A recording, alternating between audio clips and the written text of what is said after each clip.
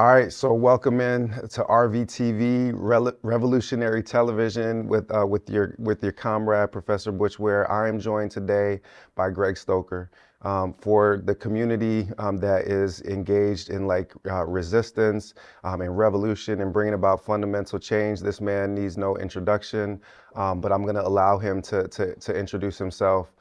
So Greg, tell us a little bit about yourself. Who is Greg Stoker? And how did you get pulled into this fight for freedom in our time, bro? Okay, well, thank you so much for having me. Yep. For those you might not know, I'm Greg Stoker. I'm a former U.S. Army Ranger turned anti-war activist, and now I do geopolitical analysis and advocate for basic human rights and basically just to not do a genocide. That.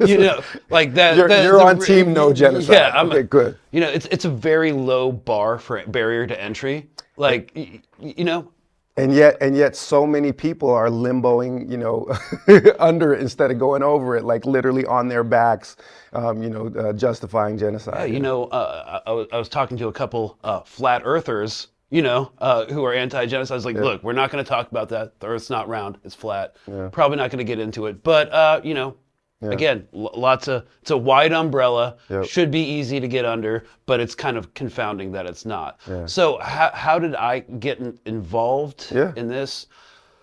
Where to start? Well, if we're just going to keep the lens on Israel. Yeah, for now. And U.S. imperialism, when Israel is an extension of that. Yep. I think it would begin with, I did join the Army, but it wasn't out of a poverty draft, Nope. or it wasn't because I didn't have a lot of options. I actually grew up, in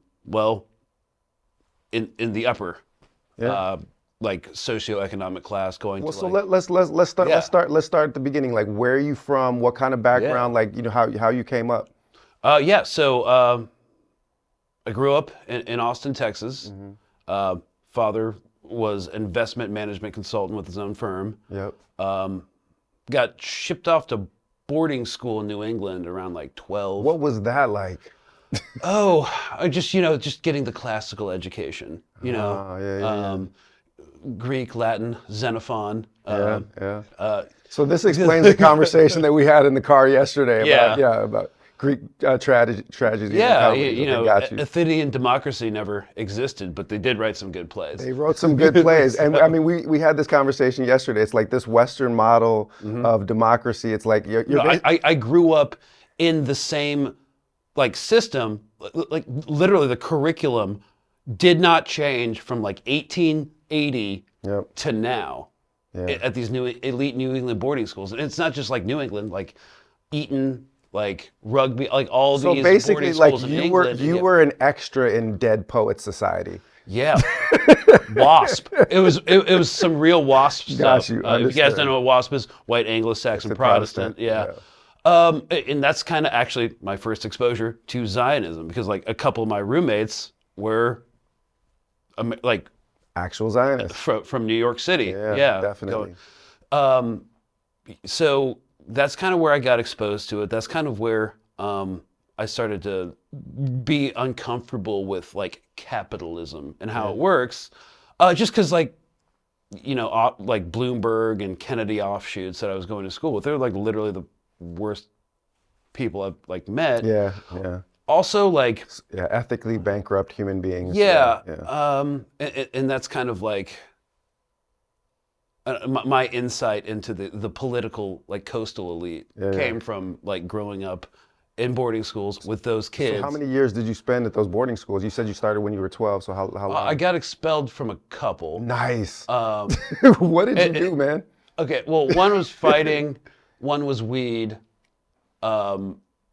and then one was lack of decorum. And so I feel man, that is a very solid CV for a future anti-imperialist. Yeah, the seeds were there. Yeah, the seeds were there, and also I'd come back in the summer and go to punk and metal shows and try to do that. It was a very weird kind of like cultural existence, because like punk's always like been like working class Yeah. and anti-capitalist, and that was just not my experience there. Got you. So I eventually got like kicked out of my last one. I had a lot of like family issues, very dysfunctional family. And I was just like, I have to get out of here. I have to escape. I don't want like family's money or whatever, and like, having college like leveraged over your head to like as a form of control. I was like, you know what? I'm just gonna join the army. Okay.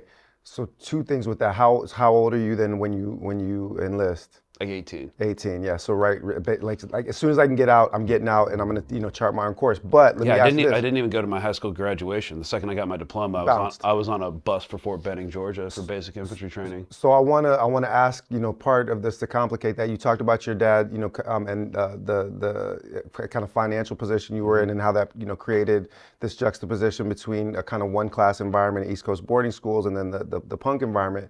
But like, More if I'm metal, not, but yeah.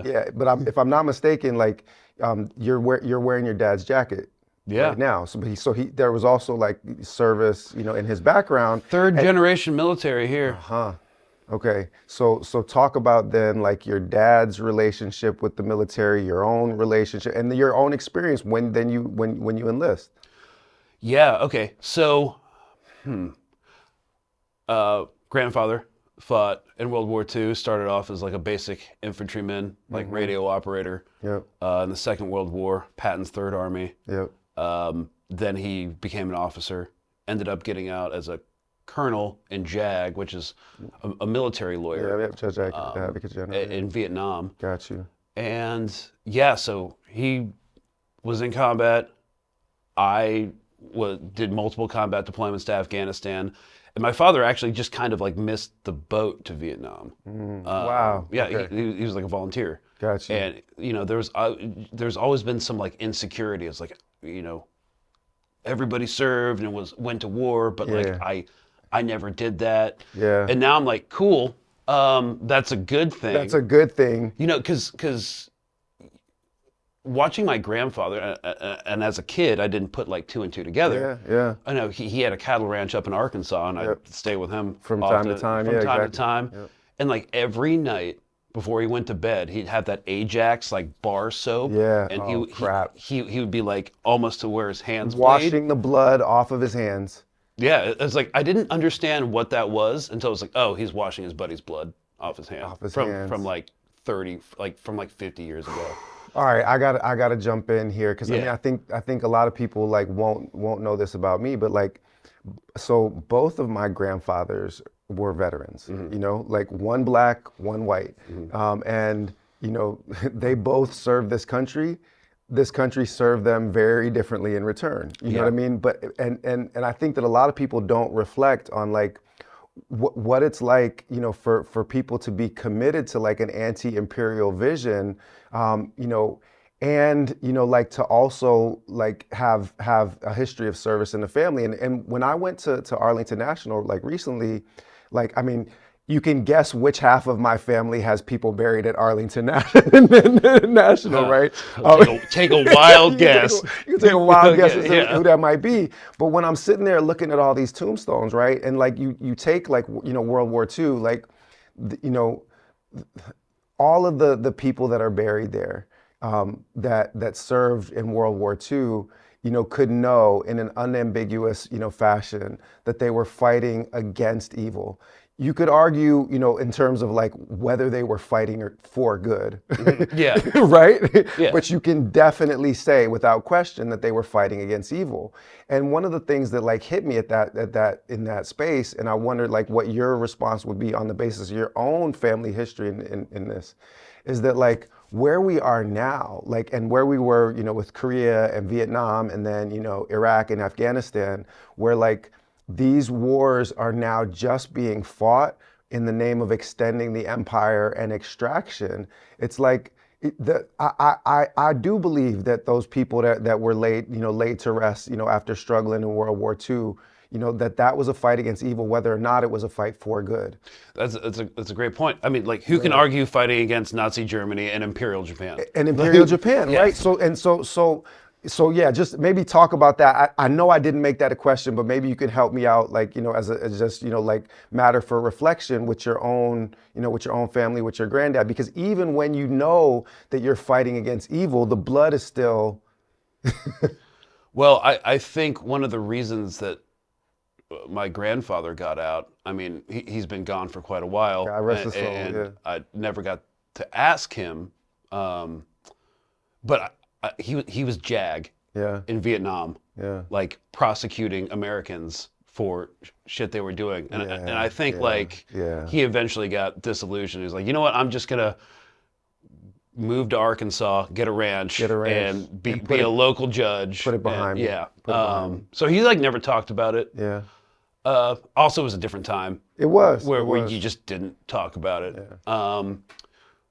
I don't know. I definitely think that, so based off his experience and based off like what I've seen, I think we came out of World War II looking like the good guys. Yep. I love the way you put that. Looking like the good guys. Yes. Again, fighting against evil, not necessarily fighting for good, but looking like the good guys. Yeah, we'll precision in language. The firebombing of Dresden, dropping a couple nukes, just sweep that under the rug. Hold on. Yeah. It's like, we got to pause at the nukes, right? Okay, yeah. Looking like the good guys gets complicated, with that. Yeah, it's like Japan was already going to surrender. We just dropped a couple nukes just to show the Russians what we had, bro. And so I mean the only power on the face of the earth that has ever used nuclear weapons for military purposes, and what do you know? It was people of color.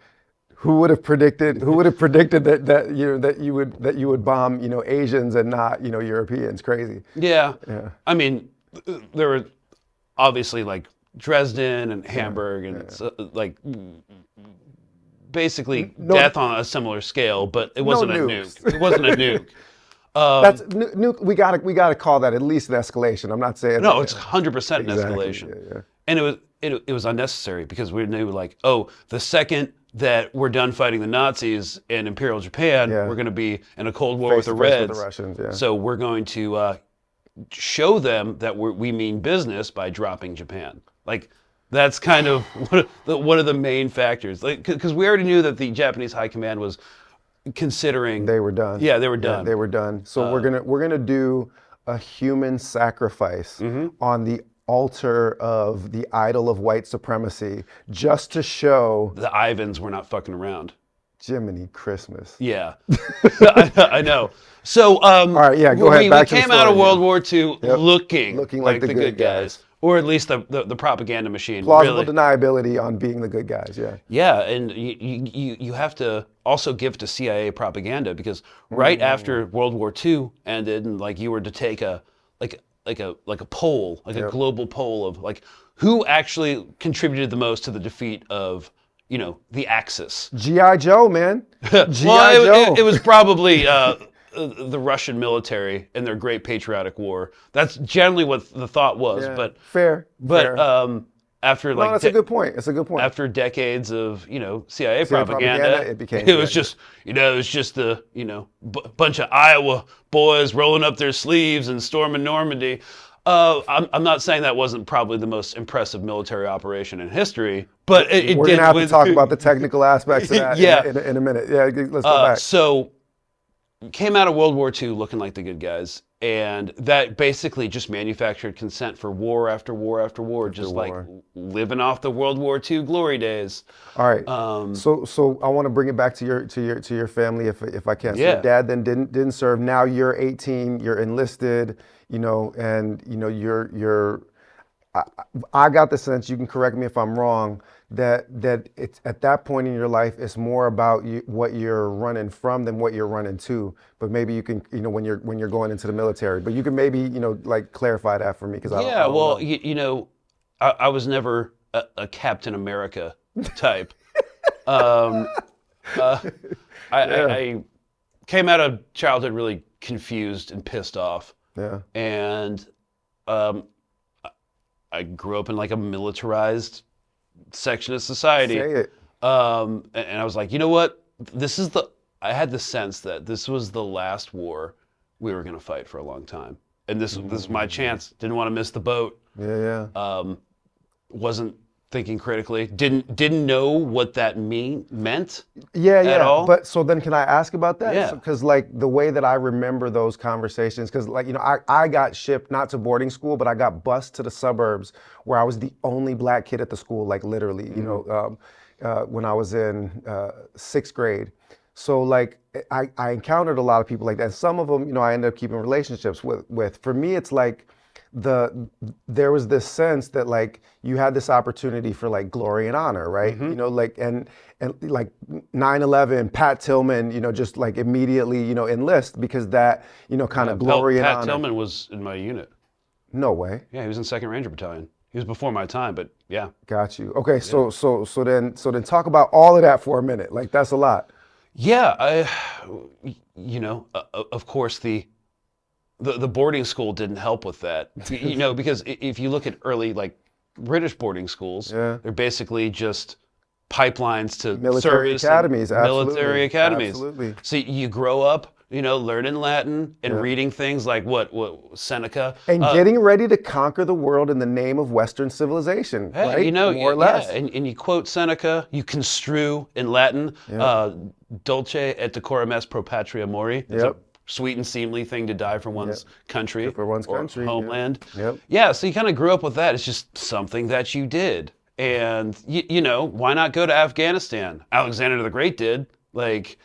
Man, hold on. Yeah. We got to slow down because the levels of kind of Western chauvinism and white supremacy that are baked into the model. Like, I got to go back for one thing. You brought in, Athens, and we had this conversation in the car yesterday, right?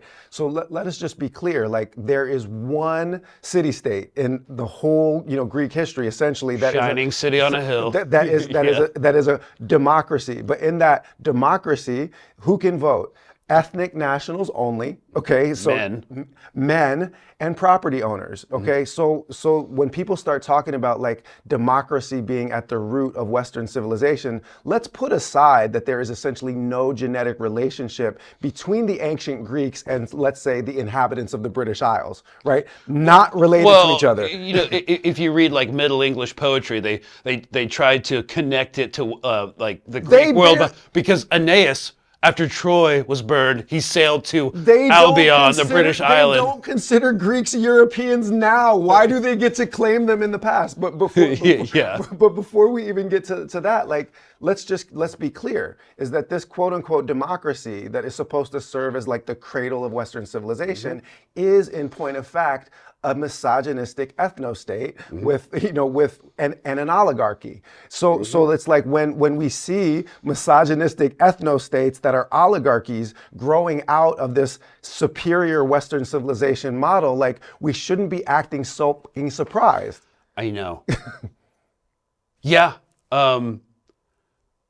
It's kind of mind-boggling because like I bought the sauce. Yeah, hook, line, and sinker growing up as a kid. I did. Believing in Western values, Western democracy. And it took like 4 combat deployments and special operations to be like, holy shit, it's the joke. Are we the baddies? Yeah. I mean,